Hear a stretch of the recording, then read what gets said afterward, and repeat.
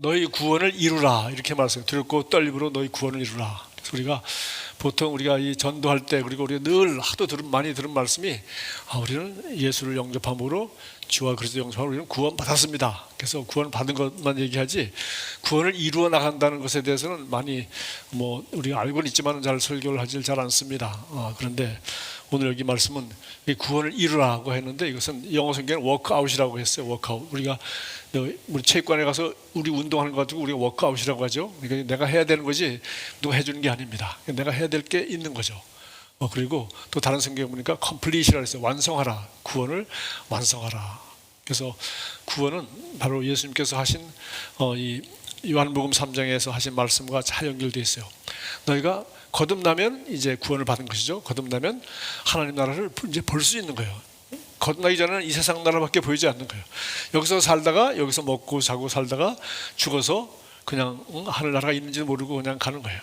그런데 우리가 거듭나면, 하늘로부터 나면은 드디어 구원받아서 하나님의 자녀가 되어서 하나님 나라를 볼 수 있고, 또 물과 성령으로 거듭나면 우리가 하나님 나라에 들어갈 수 있는 거예요. 그러니까 거듭나서 하나님 자녀가 되고 시민권을 갖게 되고, 그리고 이 땅에서 하나님 자녀답게 살다가 우리 영혼이 이제 이 세상을 떠날 때 하나님이 계신 천국으로 우리 가게 되는 거죠.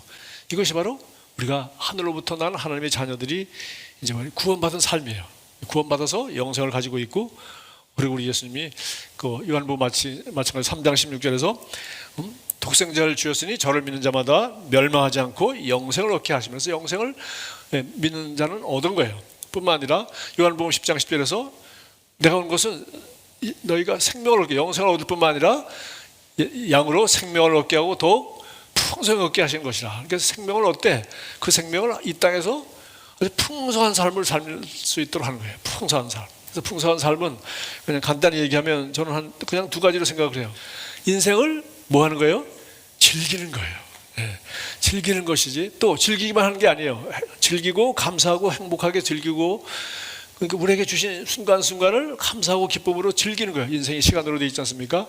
그래서 즐길 뿐만 아니라 또 거기서 뭐예요? 보람을 있어야죠. 그래서 그 보람이란 무엇이냐? 우리 내게 맡기신 여러 가지 내가 이 세상 살아가는 목적을 발견하고 그 목적을 이루는 것이에요.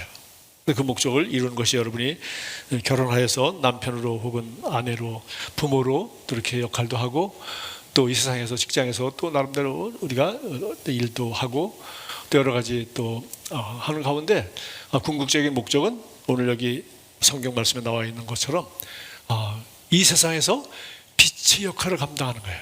그것이 우리가 이 세상에 즐기기만 한 것이 아니라 그 어둠 가운데 살지 않고 빛 가운데 사는 것이 우리에게 얼마나 좋아요. 그죠? 정말 행복하고 좋은 것일 뿐만 아니라 우리는 빛이기 때문에 나도 좋을 뿐만 아니라 나도 눈이 밝아서 좋고 행복할 뿐만 아니라 세상 사람들에게 아찔 빛을 못 보는 사람에게 우리가 빛의 역할을 하는 그런 목적이 있는 거죠.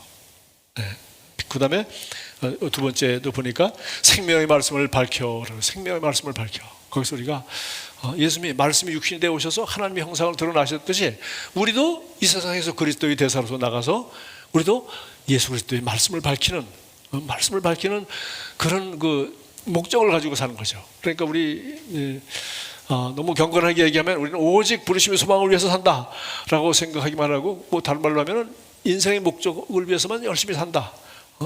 하나님이 시킨 일만 열심히 한다라고 생각하는데 그렇지 않아요. 우리 내 인생도 마찬가지고 우리 자녀들을 기르는 것도 마찬가지죠. 자녀들이 무슨 어떤 삶을 원하십니까? 그들이 그야말로 성경에 말하는 예수님이 말씀하시는 풍성한 삶을 살기 원해요. 그 풍성한 삶이라는 게 뭐예요? 요것도 잘 되고 요것도 잘 되고 요것도 잘 되고 요것도 잘 되고 잘 되고 잘 되고 그렇게 해서 잘 되는 겁니까? 그게 전부가 아니잖아요. 그러니까 뭐예요? 그렇게 인생을 잘 되고 즐길 뿐만 아니라 하나님이 자녀로서 이 세상에 하나님이 우리 생명을 가지고 이 세상 보내시고 구원하셨는데 그런 목적을 이루는 삶, 거기서 발견하고 이루어야 되지 않겠어요? 그러니까 이제 오늘 여기 12절과 13절 말씀이 이 전체를 지금 아주 잘 아우르고 있어요. 이건 아주 제가 여러분도 설교 많이 들어보셨겠지만 제가 굉장히 좋아하는 말입니다. 이걸 보고 제가 정말 이거 내가 정말 부르심의 소망을 발견하는 일은 하나님한테 코가 끼어가지고서 괜히 우리 어머니가 서원기도 해가지고 그냥 참 끔찍한 목사의 길을 가는 게 아니고, 저는 그런 어머니도 어머니가 저한테 전도받았지만 그런 억지로 가는 길이 아니다. 또 실제로 한국에서는 좀 이렇게 율법적인 접근을 하면 그렇게 다 한다는데 성경에 그렇게 돼 있지 않거든요. 그래서 여기 구원도 봅시다. 너희가 나 있을 때뿐 아니라 더욱 지금 다 없을 때도 항상 복종하여. 이 복종이라는 말은 어디서 나왔어요? 바로 그 앞에서 나왔죠. 5절부터 6절, 7절, 9절 거기까지 나왔죠. 예수님께서 오셔서 뭐요? 종의 모습으로 오셨을 뿐만 아니라 죽기까지 복종하여, 죽기까지 순종하니 곧 십자가에 죽으심이라. 그것이 주님이 이 세상에 오셔서 하신 일이에요. 죽기까지 복종하셔서 십자가에 죽으신 거예요.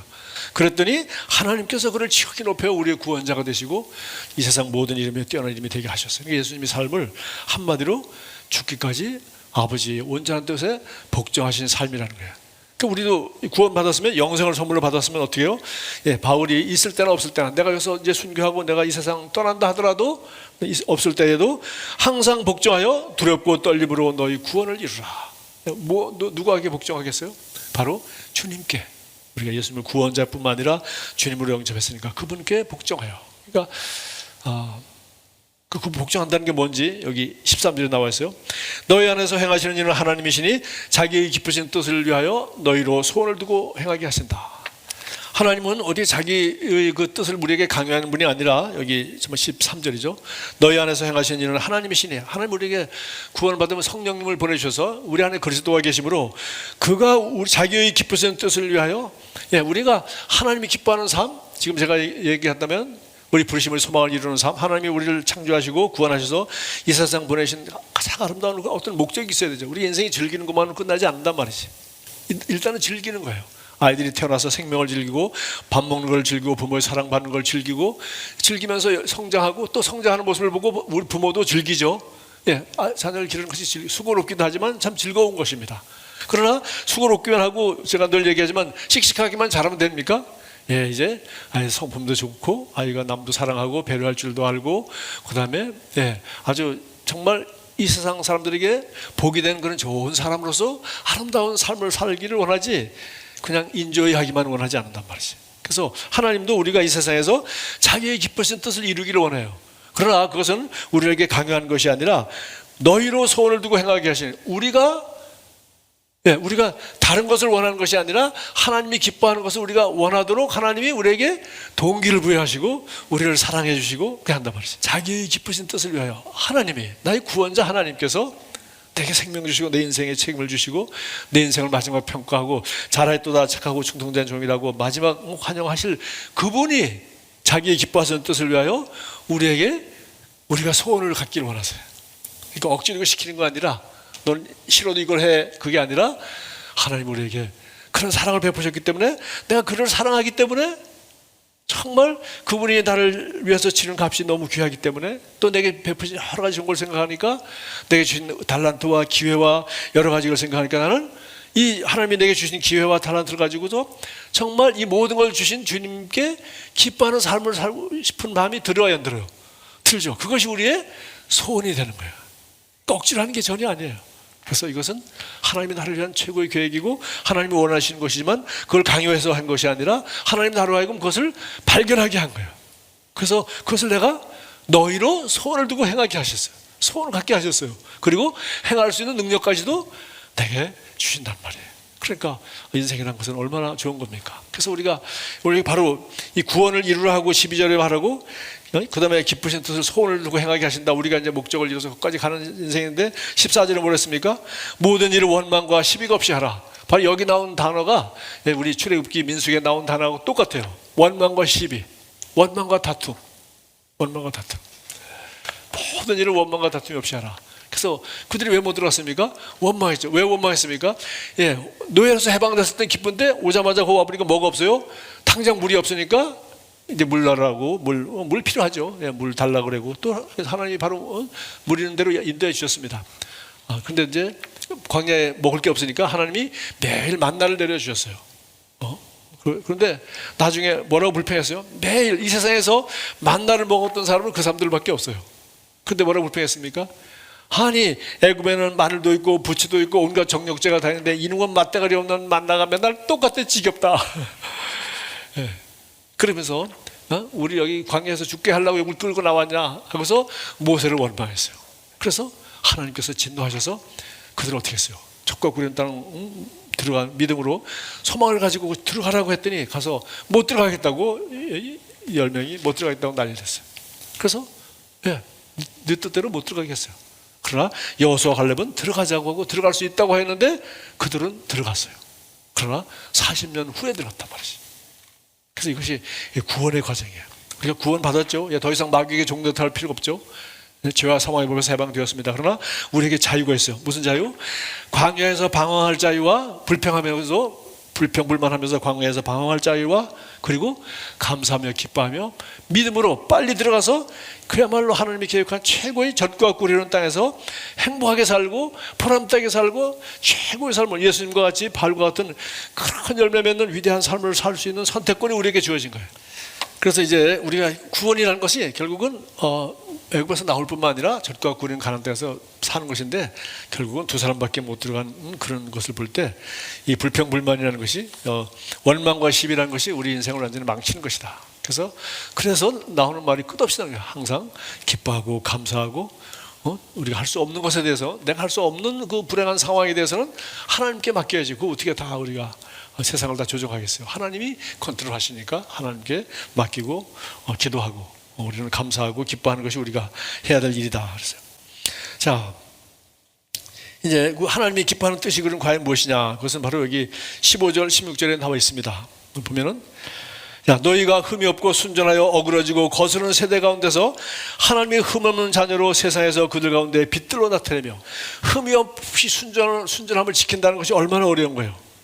그래서 우리는 거짓말만 하지 않아도 기본적인 것만 지켜도 남을 무슨 이웃을 내 몸처럼 사랑하고 그렇지 않아도 조금만 배려하고 거짓말만 하지 않아도 남을 이용만 하지 않고 기본적인 것만 잘 지켜도 이 세상이 너무나도 거스르고 어그러진 세상이기 때문에 우리는 빛의 역할을 할 수가 있는 거죠. 그러나 그것은 우리 핍박을 각오해야 되는 것입니다. 거기다 한 발짝 더 나가서 16절 생명을 말씀을 밝혀 나의 다름질이 헛되지 아니하고 바울은 그들이 구원받고 그들이 이 땅에서 아름다운 삶을 살 수 있도록 자기 인생을 바친 사람인데 너희들이 빛들이 자녀로 살 뿐만 아니라 생명의 말씀까지 밝히는 그런 삶을 산다면 정말 나의 인생은 정말 보람이 있겠다. 그래서 뿐만 아니라 그리스도 나라에 내가 정말 자랑할 것이 있겠다. 그렇게 얘기했어요. 그러니까 이제 구원받은 사람에게 두 가지를 요구하고 있습니다. 빛들로 나타내 세상에서 빛 가운데 살아가라. 세상에도 빛 가운데 그리고 하나님 말씀대로 살아라. 다른 게 아니라 이 복음의 말씀을 밝히라. 그냥 말씀대로 살아라. 그것이 우리가 세상에서 빛으로 살아가는 거라는 겁니다. 그러니까 우리 골로새서에서 말하듯이 너희가 거듭났으면 위의 것을 생각해라. 그러니까 우리가 정말 땅에 사니까 땅의 것을 계속 생각하고 또 하루하루 땅에 살아야 되니까 땅의 것 무지하게 많이 생각하는데 사실은 땅의 것을 하되 어떻게 돼요? 생각은 다 위의 걸 생각하면서 살아야 되는 것 같아요. 우리 여기 와서 일하는 외국인 근로자들이 여기 돈 벌고 여기 살아도 늘 마음이 뭐 있겠어요?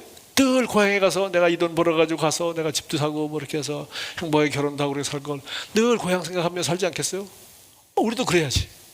근데 여기가 우리 살 것처럼 여기 나그네가 아니라 외국인이 아니라 여기가 우리나라인 것처럼 그렇게 살면은 이런 고백이 나오질 않죠. 그래서 다시 한번 예수님이 자기를 비우고 죽기까지 순종하였듯이 우리도 마찬가지예요. 하나님이 기쁘신 뜻을 위하여 너희로 내 소원 말고 너희로 소원을 두고 나도 뭐 이것도 하고 싶고 저것도 하고 싶은 게 있지. 그러나 너희로 소원을 두고 행하게 하시나니. 그래서 이 두 개가 결국 하나예요. 그분이 기뻐하는 뜻과 내가 자유롭게 선택할 수 있지만 내가 선택한 것이 결국 하나로 맞아떨어지는 거예요. 그러니까 보람 있고 행복하고 후회가 없는 거예요. 자오간 여러분, 여러분도 좀 그렇게 하루하루 그렇게 빌립보서 2장 13절처럼 그렇게 살면 바울처럼 나중에 내가 너희들이 믿음 위에 내 피를 다 흘려서 천재로 부을지라도 나는 기뻐하리라. 왜? 그것이 영원한 열매를 맺는다는 것을 너무나도 잘 알고 그는 마음이 이미 하늘나라에 그리스도 예수의 날 하늘나라 거기에 가 있어요. 그러니까 이렇게 기뻐하죠. 지금 사형을 앞둔 사람이 이렇게 기뻐하죠.